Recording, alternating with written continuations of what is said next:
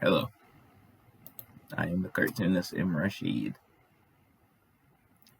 This cartoon was inspired by a meme that I saw being shared on Facebook. And the meme was like, it said, a true leader doesn't create separation. A true leader brings people together. So, in some areas, with some people, in some situations, that would seem to be, oh, okay, that's deep. It makes sense. Okay. And maybe in like a break room at work or something like that, it would on the wall and the motivation, could make sense. But in social media, with the rise of hashtag ADOS, trying to get Black Americans out from mule status from literally all of our rival and enemy groups exploiting us in this demonic integration grift scheme. That meme says something different. It's trying to protect white supremacy in their integration program, which does not benefit the Black American whatsoever.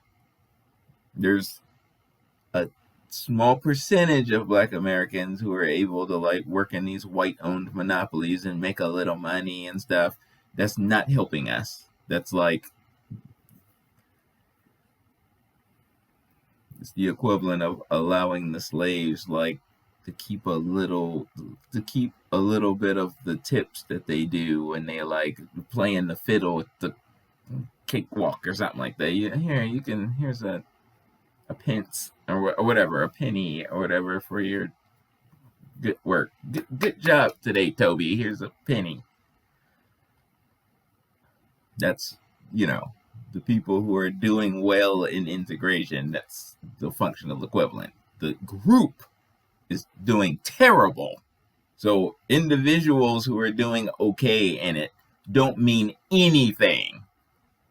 So integration, it's not a failed policy because it was designed to keep me from my reparations and keep me from competing with the diabolical white supremacist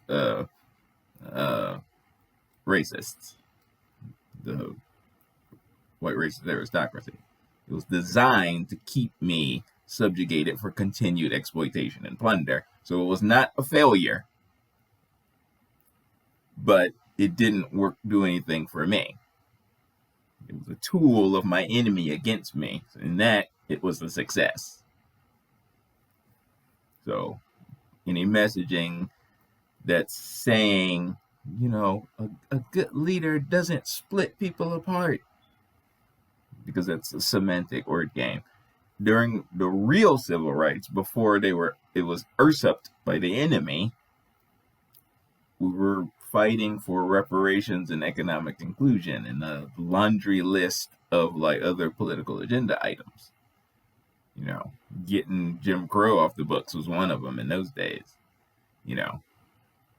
But the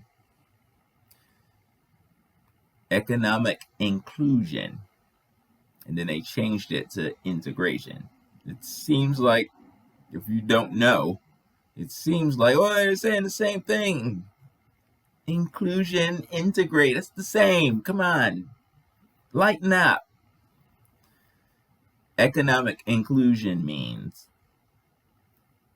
the 1866 Civil Rights Act is being enforced and taken advantage of by the people who it was designed for. That's what economic inclusion means, that I am economically whole in the markets, competing fairly eye to eye with whites. You make $1 billion, I make $1 billion.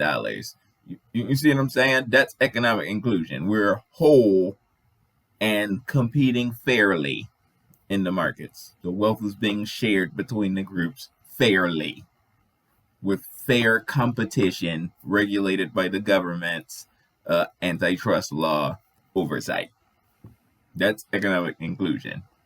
The damage done to me through centuries of accrued discrimination, Yvette's wording, is repaired. I'm whole and okay, and now I can do business with full access to capital, full access to credit in a protected wealth building ownership class. That's my economic inclusion that I was fighting for. That was usurped, sabotaged, and replaced with integration. Integration means I am economically excluded as a group, and a certain percentage of individuals are allowed to work inside of white-owned monopolies as a support class. That's what integration means. It's a diabolical grift scheme designed to lock me out of access, but pretending to be in compliance with the 1866 Civil Rights Act. That's what this thing is coming from. It's pointing out that integration is a tool of racist enemies against Black Americans. Peace.